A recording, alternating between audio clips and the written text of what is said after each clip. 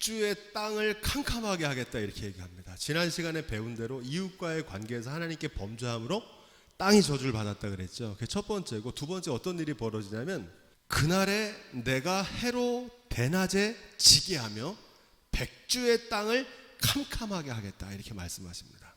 이 말씀을 문자적으로 보면 낮이 깜깜해지는 경우가 있죠. 이거를 개기일식이라고 합니다. 태양과 지구 사이에 달이 가로막으면 낮에도 깜깜해지는 자연 현상인데, 의미적으로는 이스라엘의 죄악에 대한 심판으로 해가 변하여 낮이 어두워지는 이를 표적으로 보이시겠다는 겁니다. 이 말씀은 요즘 많이 쓰는 단어가 있는데 셧다운이라고 하는 단어입니다. 문을 닫다는 뜻입니다. 폐쇄했다는 거예요. 원래 이 셧다운이라는 뜻은 사고로 컴퓨터 시스템의 작동이 중단되는 일을 셧다운이라고 그러는데, 공장이나 사업체, 조직이나 국가가 어떤 이유로 인해서 폐쇄되고 활동이 중지되고 조업이 중단되고 영업이 중단되는 상황, 셧다운이라고 합니다. 하나님께서 세상의 불을 어떻게 하시겠다는 겁니까? 꺼버리시겠다는 거예요. 정상적이고 일상적인 활동이 불가능한 상태가 되게 하시겠다는 겁니다. 한마디로 만물의 주관자이신 하나님께서 온 세상에 전원을 꺼버리시고 문을 닫아버리시겠다는 겁니다.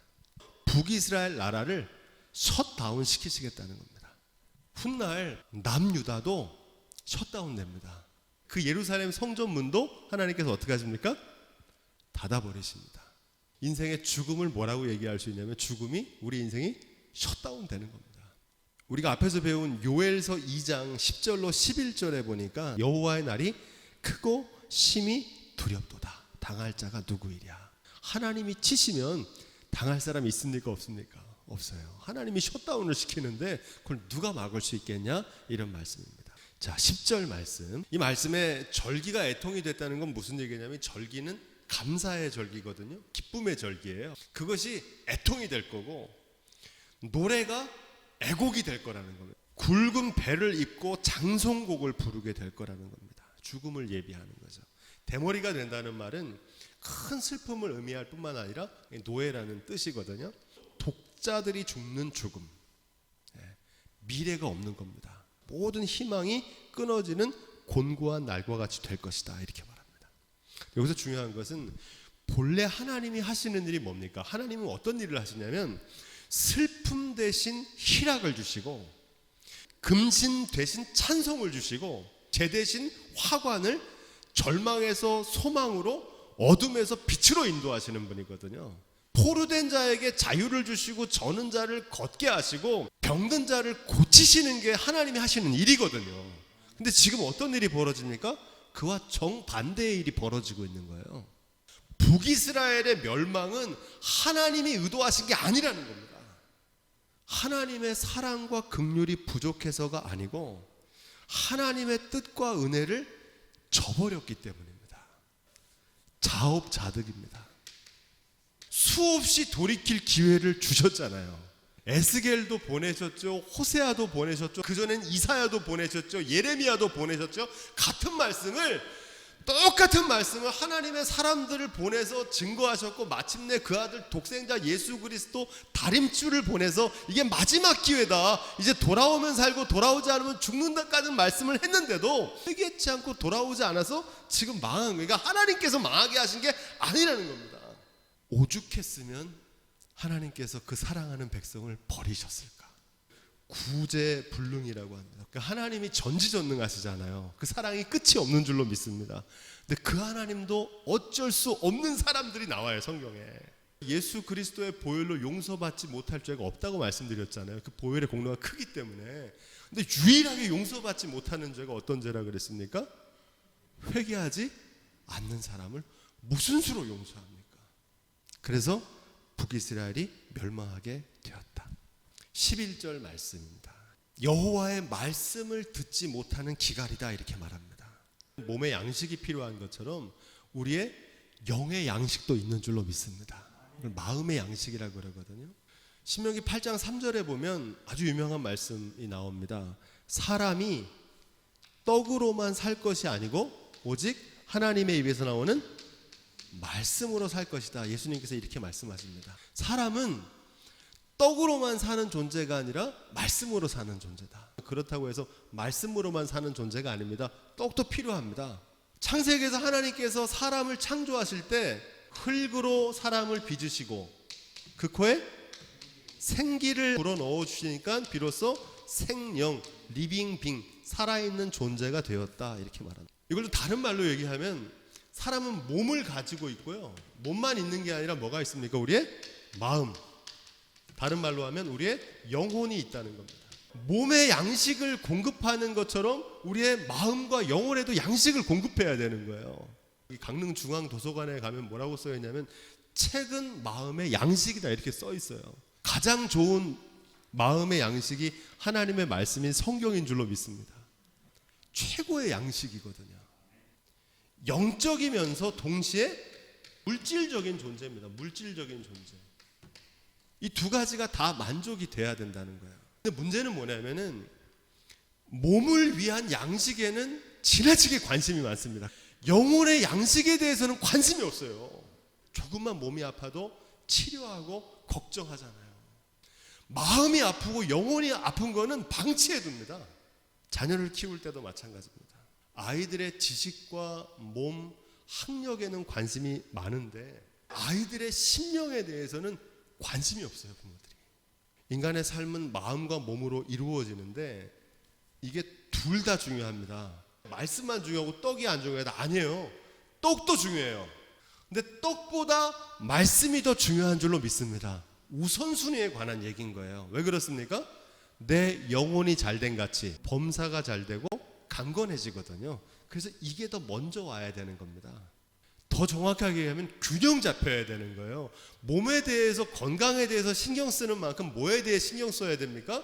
영혼에 대해서도 마음과 에너지를 사용해야 될 줄로 믿습니다. 지금 이 이야기를 하고 있는 건데 뭐가 온 거냐면 이 육체에 대한 기근이 온 게 아니라 어떤 기근이 온 겁니까? 영적인 기근이 올 거라는 겁니다. 육체의 질병은 웬만한 병은 잘 고칩니다. 근데 이 마음의 병은요 거의 고치기가 어렵습니다. 치료약이 별로 없어요. 앞으로 현대의 문제는 이 문제가 더 큽니다. 먹는 문제보다.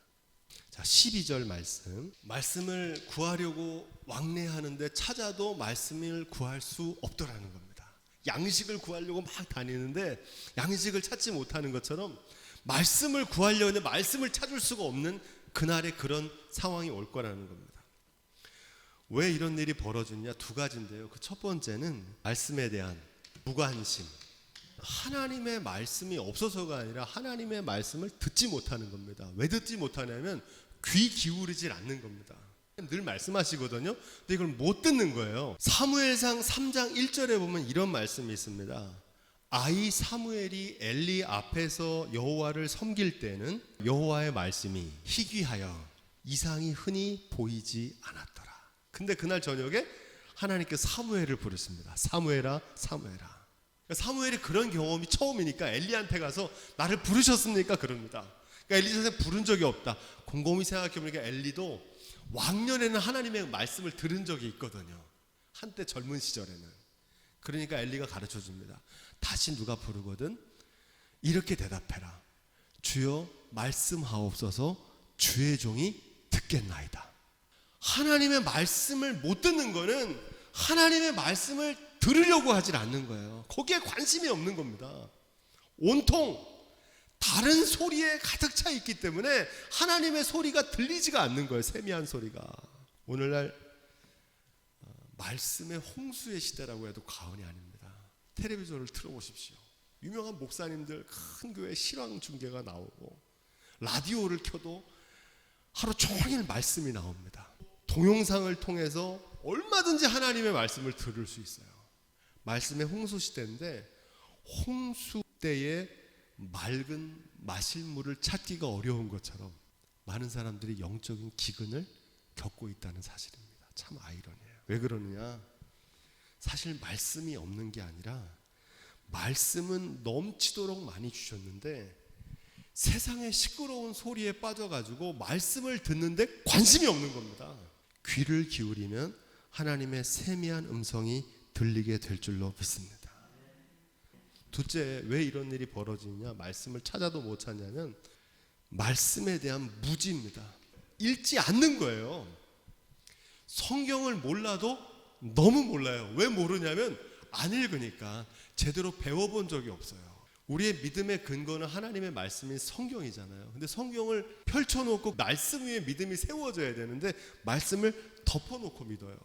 말씀이 육신이 돼서 오신 분이 예수 그리스도이신 줄로 믿습니다. 그래서 예수 그리스도의 삶과 가르침과 그분의 말씀 속에 하나님의 온전한 뜻이 있거든요. 근데 오늘날 많은 크리스찬들이 예수님에 대해서 별로 관심이 없어요. 예수님이 주시는 선물에만 관심이 있는 거예요. 예수님 믿고 복받고, 예수님 믿고 자녀가 잘 되고, 예수님 믿고 형통하게 되고, 내 삶의 문제가 해결되는 데만 관심이 있지, 예수님의 말씀에는 관심이 없다고요. 진짜 믿음이 생기면요, 말씀을 듣는 게 제일 재밌거든요. 귀하고 알고 싶은 거예요. 누군가를 사랑하면, 그 사람을 사랑하면 나머지는 따라오는 거잖아요. 가장 기본적인 말씀과 기도를 제쳐두고 다른 일에 에너지를 씁니다. 근데 이게 죄송한 얘기지만 목사님들도 예외가 아닙니다. 기본이 안 돼 있는 분들이 많습니다. 그러니까 목사님들이 말씀에 대해서 충실하지 못하니까 거기서 듣는 성도들은 어떻게 했습니까? 말씀에 대한 지식이 없죠. 그러니까 신천지 같은 이단이 엉터리 성경 공부로 사람들을 미혹하는 겁니다. 속수무책으로 당해요. 왜냐하면 성경을 한 번도 읽어본 적이 없으니까. 배워본 적이 없거든요. 말씀과 기도에 전무해야 되는데 자꾸 다른 프로그램들, 부차적인 일에만 에너지를 사용하게 합니다. 학습의 가장 기본은 학교 수업입니다. 학교 수업에 집중하면 절반 이상은 성공한 겁니다. 또 하나 뭡니까? 교과서. 교과서가 가장 좋은 학습 방법이거든요. 수업 시간에는 선생님 말씀 안 듣고 집중 안 하고 잠을 자고, 교과서에 나오는 대로 공부하면 되는데 비싼 돈 들여가지고 선생님한테 배울 시간에 다른 데 학원에 가서 배우고 교과서 아니고 다른 거를 통해 가지고 하려고 하는 게 제일 효율이 떨어지는 공부법입니다. 우리 신앙생활도 똑같아요. 하나님의 말씀과 기도 기본에 충실한 신앙생활이 가장 좋은 신앙의 지름길인 줄로 믿습니다. 정말 귀한 거예요. 우리가 수요일날 1시간 동안 성경 말씀을 배우는 게 여러분도 귀하지만 저에게도 귀해요. 제가 지금 생각해 보니까 제가 목회하면서 말씀과 기도에 전무할 수 있었던 게 저에게 가장 유익이 됐던 거라고 제가 고백합니다. 마리아가 좋은 길을 택했다고 예수님 말씀하시잖아요. 한 가지, 어떤 길을 택했습니까? 하나님 말씀을 듣는 거, 그거 한 가지만 해도 충분해요. 마르다는 뭐냐면 너무 하는 일이 많아 분주한 거예요. 그러니까 교회 와서 무슨 많은 일을 하려고. 그래서 우리 교회는 프로그램이 없잖아요. 왜 그렇게 하냐? 제일 좋은 길이기 때문에 그렇거든요. 강해 설교는 주석이라고 합니다. 이 주석은 뭐냐면 성경이 전하는 메시지, 본래 메시지를 찾는 게 주석입니다. 이제 해석은 뭐냐? 나에게 은혜게 되는 말씀으로 해석하는 거예요. 큐티나 통독, 단편적인 한 구절 말씀, 주제 설교를 많이 하거든요. 예화를 해가지고 재밌어요. 그러니까 부흥회 같은 데 가면 막 1시간 동안 뭐 인생 얘기, 사는 얘기, 재미난 예화들 막 얘기하거든요. 그래서 막 웃고 은혜 받고 울다가 와요. 집에 오는데 마치 뭐와 같냐면 내가 먹고 싶은 음식만 먹는 편식하는 거와 같습니다. 듣고 싶은 말씀만 듣는 거예요. 패스트푸드만 먹는 애들이 어떻게 되겠습니까? 겉으로는 살이 찌겠지만 허약하거든요. 삶에서 만나는 위기가 왔을 때 말씀 위에 서 있는 신앙이 안 되고 막 넘어지는 겁니다. 인스턴트 식품만 선호하는 겁니다. 왜냐면 값싸고 맛있거든요. 배부르고. 그런데 이 주석해서 말씀을 읽는 건 같이 여러분 해보셔서 알지만 어려운 일이거든요. 이 성경이 본래 전하는 메시지를 우리가 발견하는 겁니다. 그래서 이게 어려워요. 어렵고 힘든 일이지만 귀한 일이에요. 우물가에서 목말라 죽는 사람들입니다. 물을 떠먹으면 되는데 우물가까지 왔어요. 거기에서 목말라 죽어요. 이게 힘들고 어렵지만 이 말씀을 듣다 보면 보는 눈이 열려지고 말씀이 깨닫게 되는 줄로 믿습니다. 왜? 반복되거든요. 이게 똑같은 얘기가 계속 반복돼요. 그래서 말씀을 가지고 성실하게 들으면 이게 깨닫게 됩니다. 웬만하면 깨닫게 돼요. 변하지 않기도 어려워요. 이 말씀은. 마음이 딴 데가 있지 않으면. 13절 14절 마지막 말씀 메시지 성경으로 읽으면 심판날에 사랑스러운 젊은 여자들이 말씀에 주려 허덕이고 씩씩한 젊은 남자들이 하나님의 주려 허덕일 것이다 이렇게 말합니다. 오늘날 물질적으로는 풍요로운데 현대인들은 영적으로는 곤고합니다. 이 영혼의 기근과 마음의 갈증은 아름다움이나 젊음의 용기로도 채울 수 없고 해결할 수 없다는 얘기입니다. 이 마음의 고독을 해결하기 위해서 다른 대상을 찾습니다. 이 영적인 문제를 해결하기 위해서 찾는 대상이 가리켜서 성경은 뭐라고 그러냐, 그거를 우상이다 그러거든요. 이걸 영어로 아이돌이라 그러거든요. 요즘 아이돌 그룹 할 때 그 아이돌이 이 우상 아이돌입니다. 아이돌. 젊은 아이들은 아이돌을 찾는데 어른들은 주로 뭐 합니까? 이 아이돌을 어디서 찾냐면은 물질, 성장, 성공, 인기와 명예, 쾌락에서 이걸 찾으려고 합니다. 이 갈증을 해결해 보려고. 하지만 여기에 만족이 있습니까? 없습니까? 바닷물을 마시면 목이 더 마르잖아요. 결국 죽음에 이르게 되거든요. 목마르다고 바닷물 마시면. 무저갱이라고 하는 단어 제가 말씀드렸죠. 채워도 채울 수 없어요. 물질로 만족을 채우려고 그러면요, 만족이 안 돼요. 쾌락으로 만족을 하려고 그러면 쾌락에 만족이 안 돼요. 더 강한 거, 더 자극적인 걸 찾게 돼 있거든요. 현대인들이 숭배하는 가장 대표적인 우상 숭배 하나를 소개하면 물질 만능주의입니다. 많이 소유하면 행복하다고 믿습니다. 세상에 믿을 건 돈밖에 없다. 이게 무슨 얘기냐면요, 물질적으로 모든 내 소유가 풍족하게 채워지면 마음은 저절로 행복해질 거라고 생각해요. 거짓 신화입니다. 우상이에요 이게. 근데 여기 다 속아 넘어가요 사람들이. 그 우상을 쫓아가거든요. 예수님께서 뭐라고 말씀하십니까? 사람의 생명은 소유의 넉넉함에 있는 게 아니라는 거예요. 참된 행복은 마음에서 삶이 나오고 영혼에서 참된 행복이 나오는 줄로 믿습니다. 그래서 이런 중병에 걸려있는 이들을 치유하시는 방법이 호세아 2장 14절로 15절에 나오는데, 그러므로 내가 저를 계유하여 설득한다는 겁니다. 거친 들로 데리고 가서 말로 위로하고 거기서 비로소 저의 포도원을 저에게 주고 아골 골짜기로 소망의 문을 삼아 주리니 저가 거기서 응대하기를 어렸을 때와 애굽 땅에서 올라오던 날같이 하리라. 제가 호세아 말씀을 읽다가 가장 은혜 받은 말씀이 이 말씀입니다. 아골 골짜기로 소망의 문을 삼아 주겠다는 겁니다. 아골 골짜기가 뭡니까? 죽음의 골짜기거든요. 거친 들, 광야. 다시 그들을 광야로 아골 골짜기로 데리고 가가지고 거기서 소망을 열어주겠다는 거야. 세기를. 이 하나님께서 북이스라엘에 대한 사랑이에요. 지금은 망하게 하는 것 같은데 사실은 여기서 하나님께서 그들을 아골 골짜기로, 죽음의 골짜기로 몰아넣으셔가지고 거기서 새로운 소망의 문을 열어주시겠다는 거예요. 탕자가 아버지 품을 떠났다가 망했어요. 망하고 나서 깨달았어요. 아버지의 품으로 돌아가야겠다. 실패가 꼭 나쁜 게 아닙니다. 참된 행복은요, 어디서 오는 거냐면 역설적으로요, 결핍에서 옵니다. 굉장히 중요해요. 결핍, 부족한 거거든요. 성경적으로는 광야입니다. 하고 싶은 대로 다 해주겠다고 하는 부모님이 있어요. 그게 애들 잘해주는 줄 아는데 부족함을 모르고 자란 아이는 결코 행복할 수 없습니다. 요즘 TV에 보면은 공부가 뭐니라고 하는 프로그램 나와요. 거기는 애들이 대부분 부족한 게 없어요. 부모님들이 잘해준다고 생각하는데 그게 애들을 망쳐요. 결핍이 있을 때 참된 행복의 의미를 깨닫게 되는 줄로 믿습니다. 식객이라고 많은 먹거리들을 소개하는 만화책인데 굉장히 유명해요. 영화로도 제작되고. 군대 시절에 라면을 너무 맛있게 먹은 거예요. 그래서 이 사람은 요리사가 돼서도 그 군대 시절에 먹었던 그 맛있는 라면을 먹는 방법을 찾아서 막 헤매다닙니다. 그래서 전국에 있는 라면 고수들을 다 찾아서 물어봐요. 나중에 진짜 비법을 발견합니다. 열심히 일한 다음에 배고플 때 먹으라는 겁니다. 그게 라면을 제일 맛있게 먹는 방법이라는 거예요. 코로나19로 인한 모든 멈춤, 결핍, 이것이 하나님께서 우리를 광야로 이끌어 주시는 은혜가 되는 줄로 믿습니다. 지금 이스라엘 백성들을 하나님께서 이 셧다운도 시키고 다 멈추게 하고 망하게 하는 것 같지만 사실 거기에 하나님의 숨겨진 은혜가 있습니다. 풍요와 축복 잘 되는 것만 복이 아니에요.